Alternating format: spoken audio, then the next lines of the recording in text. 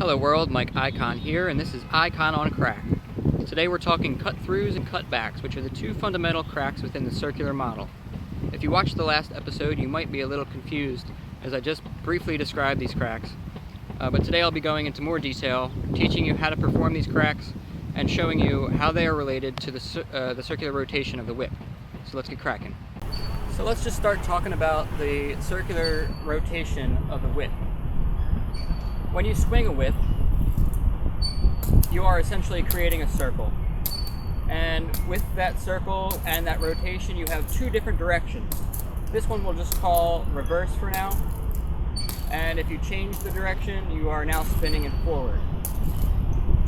And so the two cracks that we're going to talk about today are directly related to that rotation. And that is why they are called cut through and cut back, because that describes how they are different based on the rotation. And so the first crack I'll show you is the cut back. It's also commonly referred to as a circus crack or a cattleman's crack.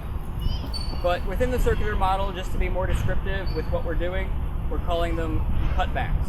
And this term is also used in other cracks, such as the Victorian cutback or the Tasmanian cutback. But for all intents and purposes, within the circular model, all cracks that change the direction of the rotation of the whip are referred to as cutbacks. So let me just demonstrate that really quickly. I'm going to start in a reverse rotation of the whip. And at the point where I change the direction of rotation from reverse to forward is where the crack is going to be created.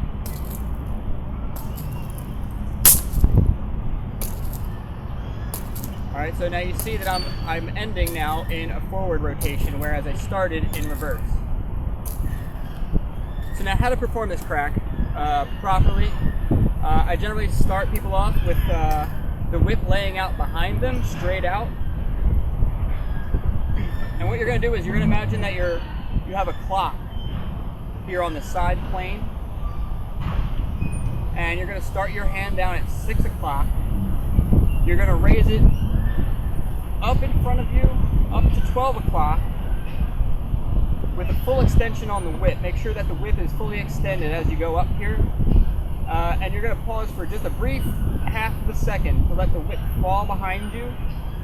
And then you're going to drop your arm in the same way that it went up, and ideally end back down at 6 o'clock. And I'll show that to you slowly a couple times.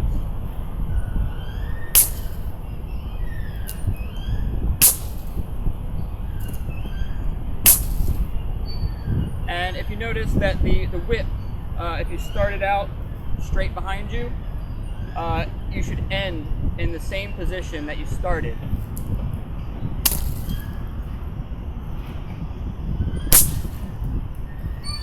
Okay.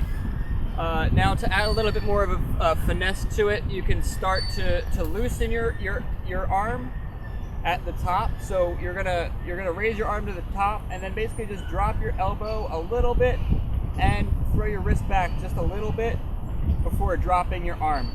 Now a lot of people will at first try to bend their elbows too much and also want to push forward to create the crack. But that is not how you do it. You want to make sure that it goes up straight and comes back down straight. And you can add just a little bit of bend to give it the finesse within your crack. Okay? Now the second type of crack is the cut through. And it's named that because we're going to take our circle, and instead of cutting back along the same path that we started, we're going to cut through the center of the circle. So for this one, I'm going to start in a forward rotation. And at the, let's say, 9 or 3 o'clock position, I'm not sure how it's going to come out in the video here. But at one of those horizontal positions, in this particular instance, it's my reverse, like the behind me. At this horizontal position, I'm going to cut through the center of that circle. Bam, bam, And now you see how this one, it continues a forward rotation even after the crack. Okay, and so to elaborate on that crack, we're going to start the opposite way that we started in the last one, which is we're going to have the whip laid out straight in front of us. We're going to start in a forward rotation. Okay, so we're rotating this way. But again, at the point where you get up to this horizontal point, there's like a 0G moment where the whip is kind of floating, hovering straight out behind you if you stall the whip. So you want to like swing it up and stall it. Try this for a little bit and just get that momentum of having the whip float right behind you. And then once you have it floating is when you're going to cut through the circle. Okay? Cut straight through the center. So you imagine like you're making a semicircle pattern here. And these are also generally called flicks. Forward flick, underhand flick, so on and so forth. And that is usually called a flick because of the flicking motion that you have to make while you do the cut through. So it's not so simple as just cutting through, but you're going to throw it like a baseball. Here you're going to throw it, come through, and then use your wrist to flick it right at the end.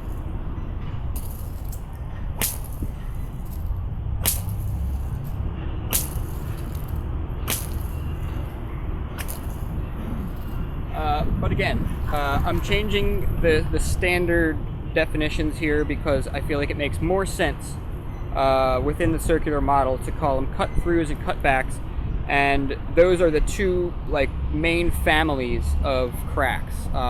One changes the direction of the rotation and the other does not. Cut through does not change the direction of the rotation. Cut back does change the direction of the rotation. Once you have these two cracks solid, we can start moving on to the next step, which is adding some variations.